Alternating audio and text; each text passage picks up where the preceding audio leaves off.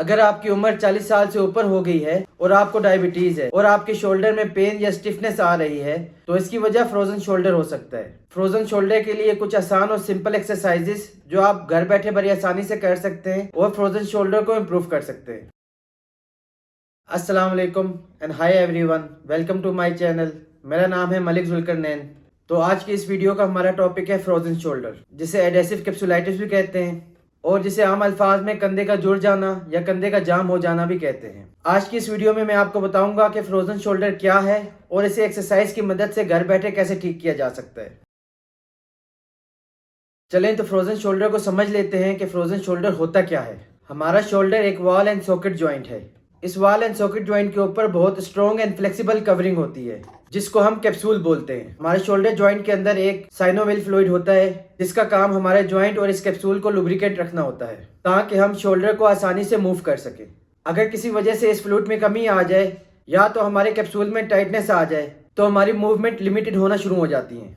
Frozen shoulder के patient में अक्सर देखा गया है कि जैसे जैसे टाइम गुजरता है उनके शोल्डर में टाइटनेस आना शुरू हो जाती है और एडेशन बनना शुरू हो जाती है। इसको हम फ्रोजन शोल्डर कहते हैं या एडेसिव कैप्सुलाइटिस कहते हैं और आम अल्फाज में इसको कंधे का जुड़ जाना या कंधे का जाम हो जाना भी कहते हैं।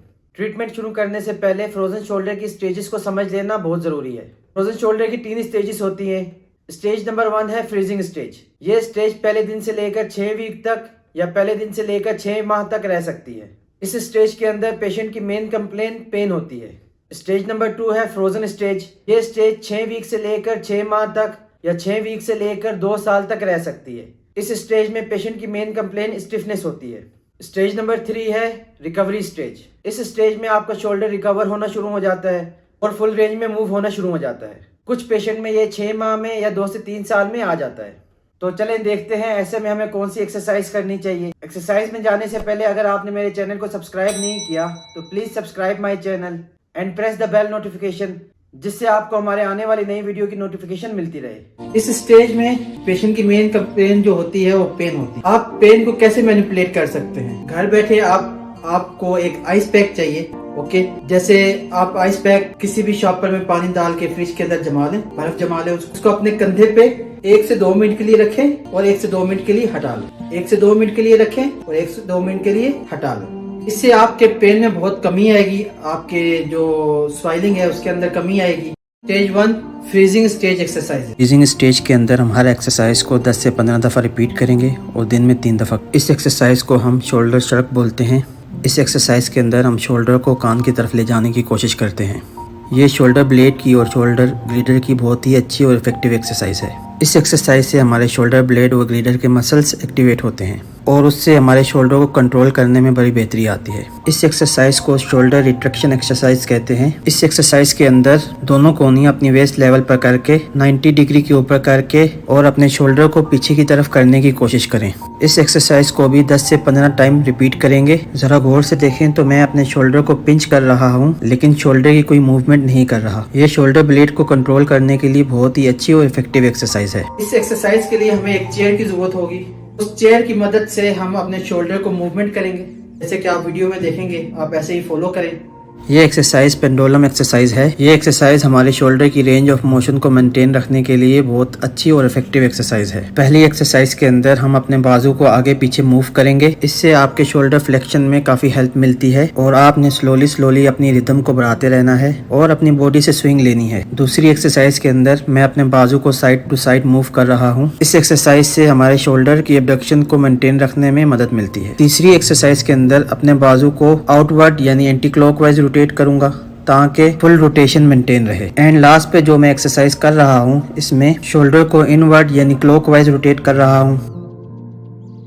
ये सब एक्सरसाइजेस फ्रीजिंग स्टेज की थी जिसको आप करके अपने पेन कवर कर सकते हैं। चलें तो बात करते हैं स्टेज 2 फ्रोजन स्टेज। इस स्टेज में हम पेशेंट को रिकमेंड करते हैं कि वो अपने कंधे को गरमाइश दे। पहले गरमाइश देने के बाद, यानी गरमाइश आप हॉट पैक से भी दे सकते हैं आपके पास अगर हॉट पैक अवेलेबल है, या फिर आप गरमाइश से टॉवल को गर्म पानी में निचोड़ के रख सकते हैं, उससे भी गरमाइश दे सकते हैं। और उसके अलावा स्ट्रेचिंग एक्सरसाइज करें। चलें तो आपको बताते हैं स्ट्रेचिंग एक्सरसाइज आपने कैसे करनी है। ये टेक्निक है फिंगर वॉक। आपने अपवर्ड किसी भी दीवार के सामने खड़ा होना है।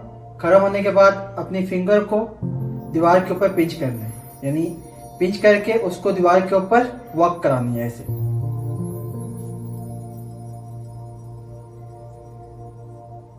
ऊपर जाए जहां तक आप जा सकते हैं, जहां तक आपकी लिमिटेशन है, वापस थोड़ा होल्ड करें 5 से 10 सेकंड और फिर नीचे आ जाए।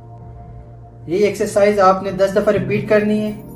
ऊपर जाएं, अपनी लिमिटेशन तक होल्ड करें, होल्ड करने के बाद नीचे आ जाए।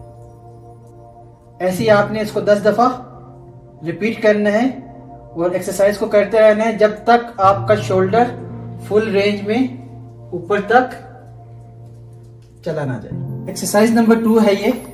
इसके अंदर आपने दीवार के साइड से खड़ा होना है और हाथ को एक साइड पे ऐसे ऊपर की तरफ मूव करना है। ये भी सेम एक्सरसाइज पहली एक्सरसाइज की तरह ही है, लेकिन ये अबडक्शन एक्सरसाइज में आती है। इसको भी आप लिमिटेशन तक ऊपर लेके जाएं, जहां तक आपकी लिमिटेशन है वहां से थोड़ा होल्ड करें 5 सेकंड से 10 सेकंड का और दोबारा नीचे। ये एक्सरसाइज भी आपको 10 दफा रिपीट करनी है। ऊपर लेके जाएं, 5 से 10 सेकंड होल्ड करें और फिर नीचे ले। तो ये एक्सरसाइज है नंबर 3। इसके लिए आपको एक स्टिक की जरूरत होगी जिसकी मदद से आप शोल्डर को फ्लेक्शन एक्सरसाइज दे सकें।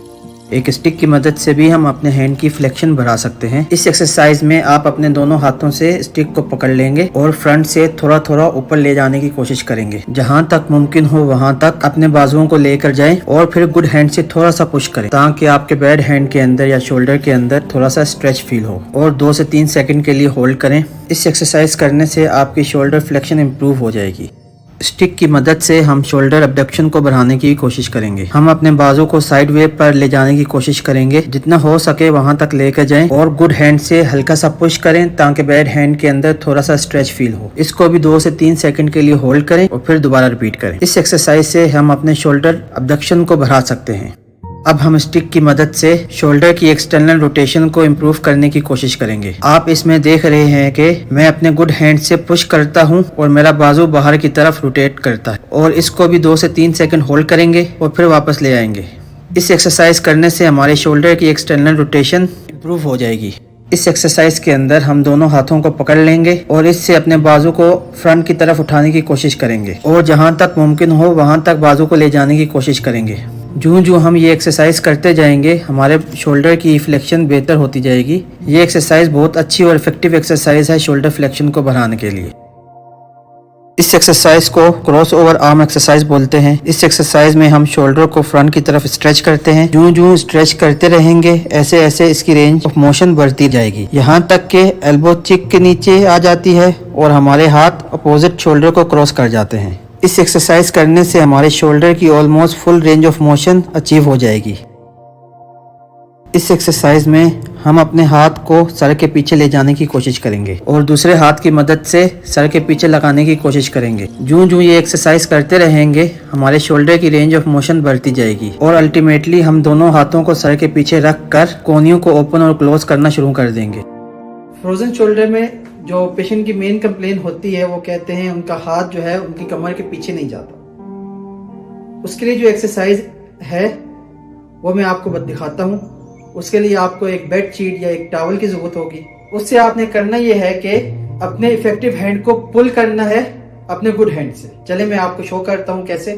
हाथ को पीछे ले जाने के लिए ये बहुत अच्छी और इफेक्टिव स्ट्रेच है। ये आप टॉवल या किसी दुपट्टे की मदद से कर सकते हैं। इस एक्सरसाइज से आपके शोल्डर को इंटरनल रोटेट करने में काफ़ी हेल्प मिलती है। ये एक्सरसाइज शोल्डर की रेंज ऑफ मोशन बढ़ाने के लिए बहुत अच्छी और इफेक्टिव स्ट्रेच है। आप कमरे की नुक्कड़ में खड़े होकर अपने चेस्ट मसल को स्ट्रेच करते हैं। जो आपकी रेंज अवेलेबल है उसी रेंज में आप मसल को स्ट्रेच करें। जो आपकी रेंज बढ़ती जाएगी यूं अपने हाथ ऊपर की तरफ ले जा सकते हैं। इन स्ट्रेचेस एक्सरसाइज करने से आपकी शोल्डर की ultimate full range of motion achieve हो जाएगी।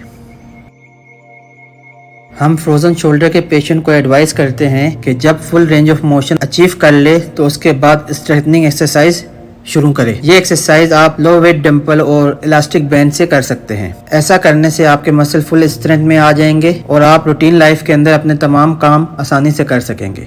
उम्मीद करता हूँ कि ये वीडियो फ्रोजन शोल्डर के हवाले से आपको पसंद आएगी। अगर पसंद आई है तो प्लीज़ लाइक एंड शेयर करें और हमारे चैनल को सब्सक्राइब करें और बेल नोटिफिकेशन को दबाना ना भूलें, जिससे आपको हमारे आने वाली नई वीडियो की नोटिफिकेशन मिलती रहे। दुआओं में याद रखिएगा। अल्लाह हम सब का हामी और नासिर हो। अल्लाह हाफिज।